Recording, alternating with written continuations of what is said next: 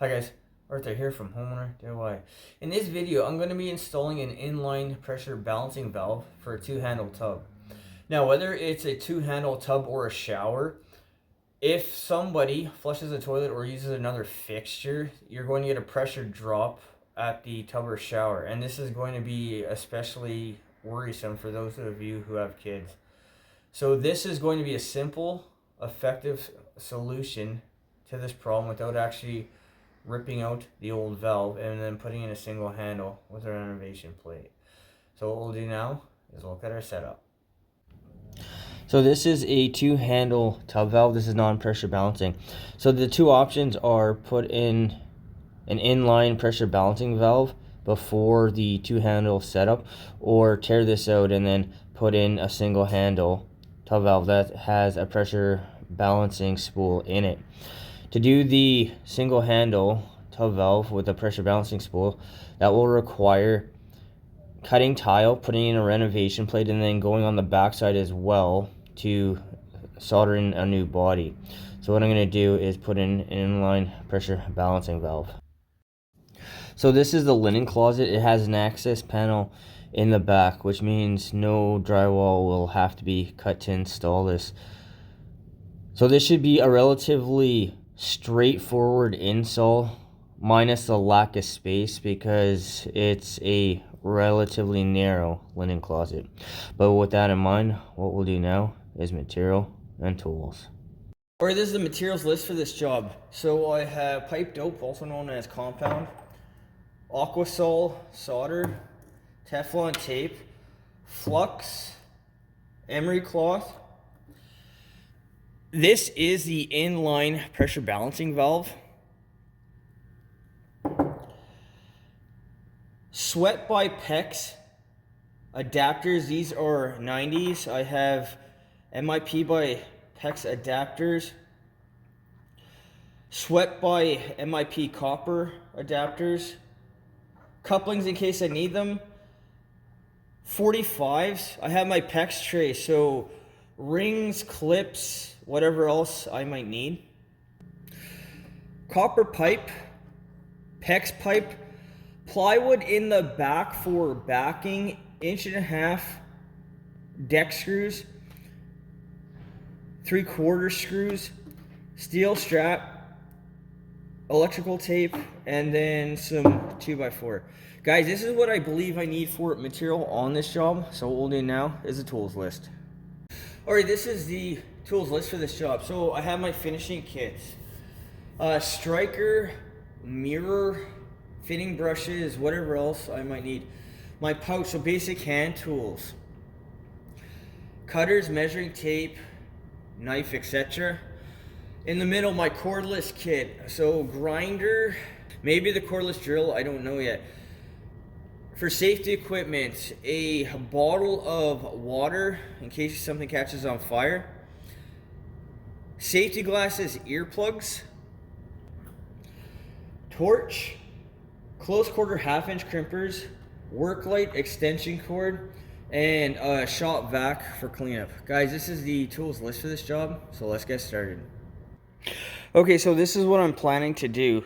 I'm going to have 2 copper lines coming up, and then I'm going to sweat by PEX 90 into the bottom here. I'm going to use thread by PEX adapter, so this will be PEX down here.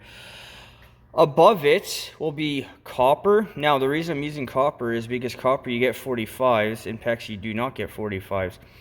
So the 2 handles will be the existing diverter, and then I want to come down 45 over, 45 down. I'll see if I need to use the couplings if it's too tight. I don't know without actually seeing inside the wall yet.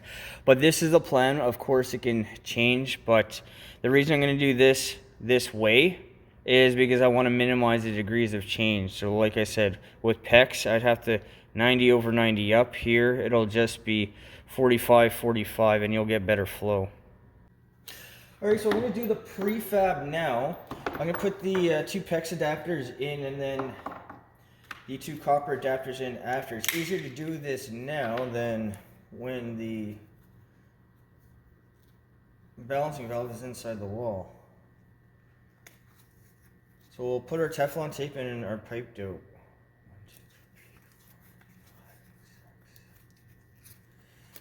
So guys, with white tape, minimum 6 wraps.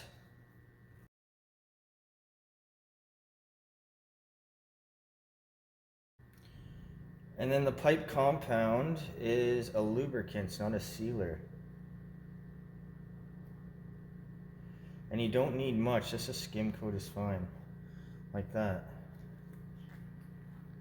So I have strapped the balancing valve down to a piece of plywood just to make it easier for tightening with the crescent wrench.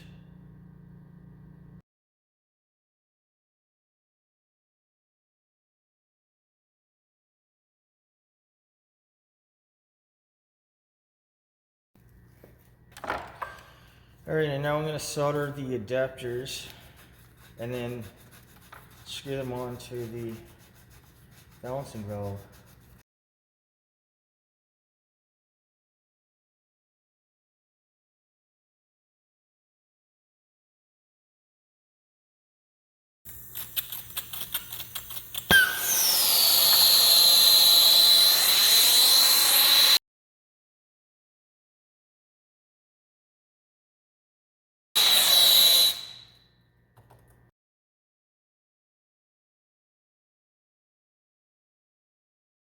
So this is the same as with the PEX by threaded adapters.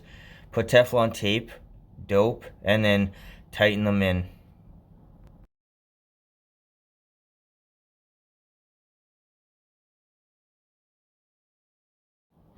So with the cover removed, we have our cold, the hot. There's a couple glow valves as shutoffs for the tub. So the plan here will be to put the pressure balancing valve above these two valves, so they're still going to be operable. Alright, so with what we have to work with, I think I'm going to keep this higher up like that, and then do the PEX adapters, and then the copper above it. I just got to get creative on how I'm going to do this. But this is roughly the idea of what I'm going to do. Alright, so I'll shut water off to the house. And then I'm going to go up to the main floor and open the powder room faucet, which is roughly below the tub I'm working on. So open the faucet and just let it drain down. And then I'm going to open the tub upstairs. That'll break the airlock and drain everything out. Okay, so I'm going to look to probably do something about there. Keep in mind that you need to have enough above it for an offset.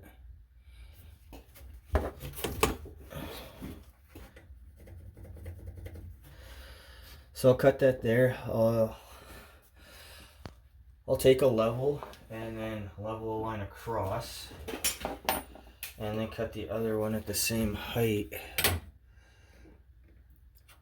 like that, and then I'll get ready to solder on my Sweat by PEX adapters when this is all ready to go. Alright, so I cut the lines with the grinder. Now I'm just going to go with a file and deburr the two bottom ones and then the two top. Guys, don't forget to also ream out the pipes, which I've already done.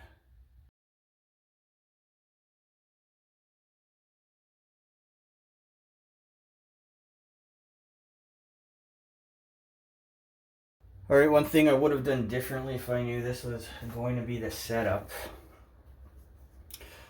I would use copper 90s. So put the 90 on. I would have had Sweat by PEX adapters.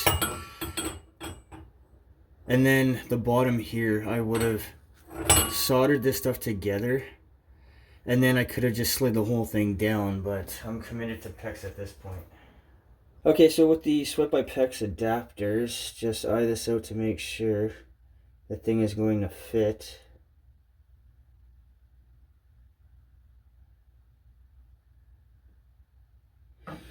And that is incredibly close.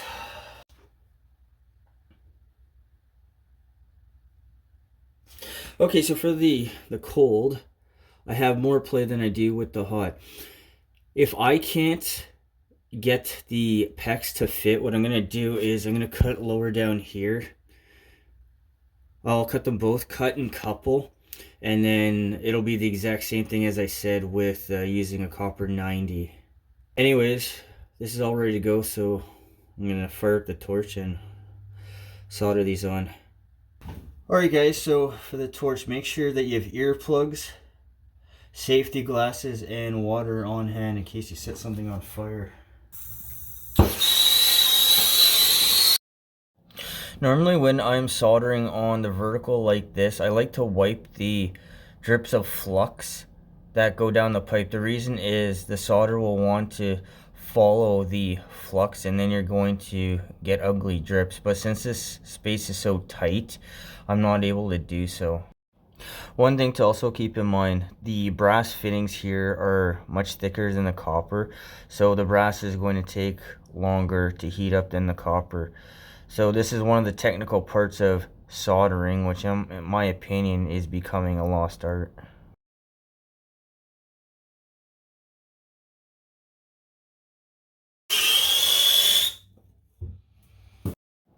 Always be sure to thoroughly check with a mirror all the way around that you didn't miss anything.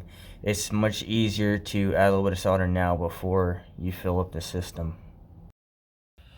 Okay, those are fine. It's not the prettiest soldering job of all time, but it's not going to leak, and at least I didn't set anything on fire. So what I'm going to do is I'm going to take a wet piece of paper towel and then wipe this stuff all down. Okay, so I cut 2 pieces of PEX at 1 3/8. It's as small as you can go. And we're going to see if I can slip the balancing valve in between the two. Hooray!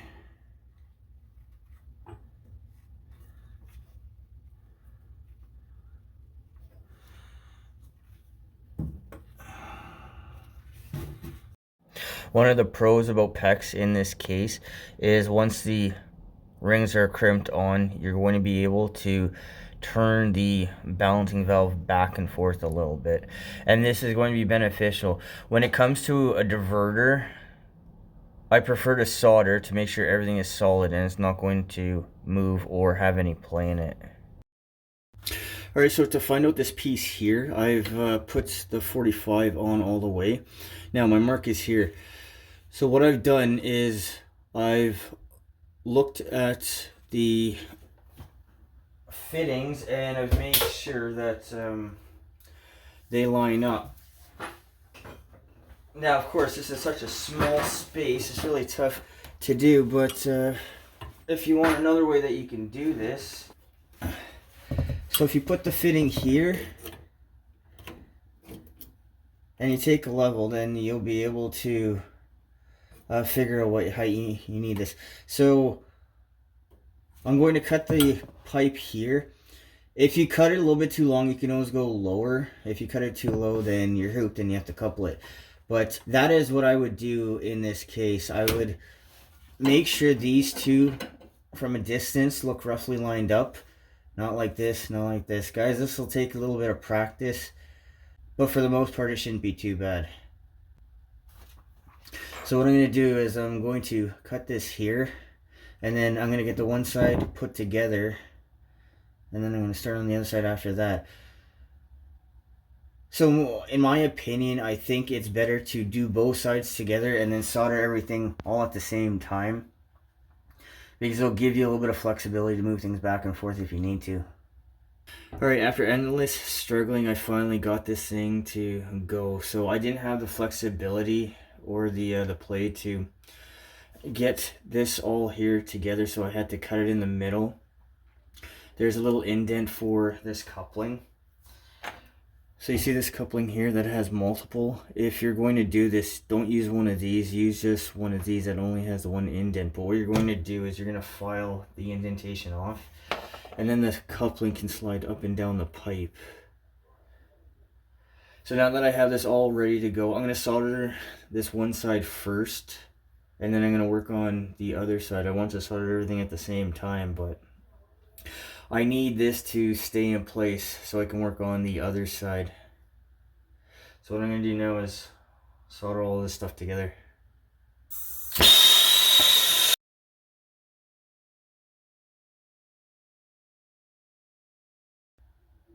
Okay, so it's soldered in. I took a mirror and I checked it. Everything looks fine. This is a really tough space to work in because I'm too fat to get into this, but everything looks fine. So what I'm going to do is now I'm going to work on the other side.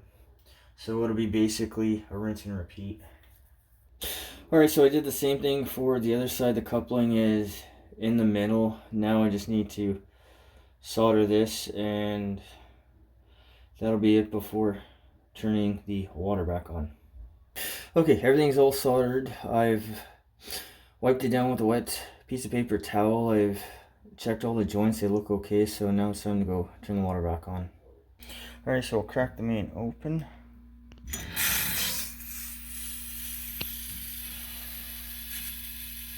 And we'll head back upstairs now. Alright, the PRV is silent, so we can open this the rest of the way. Okay, so the water is back on, everything is done. I don't think I need to put any backing. This thing seems pretty solid the way it is, but everything looks good.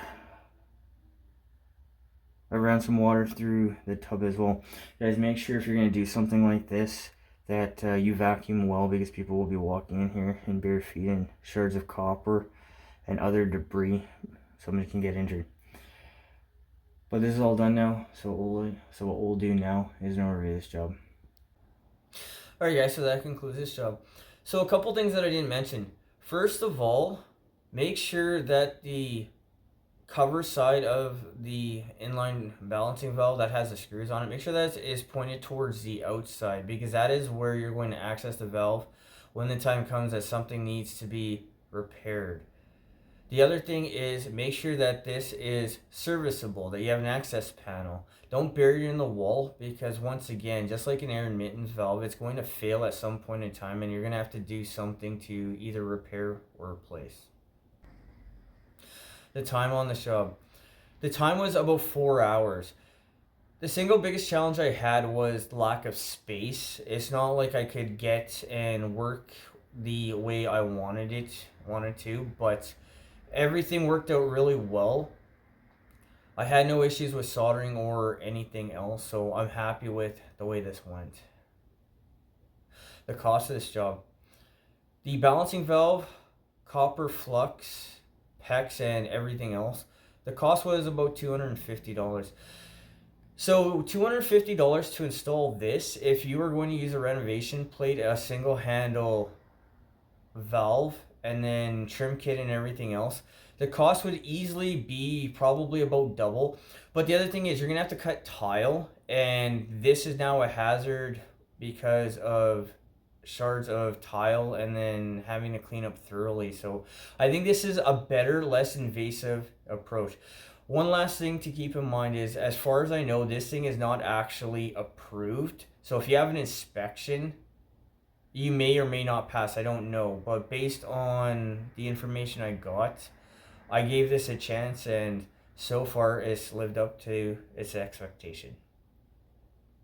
Guys, I hope you enjoyed the video. I hope you learned something. I hope something here is going to help you on your project when you need to go ahead and do that. Guys, till next time, please hit the like button, subscribe, and I'll see you on the next project.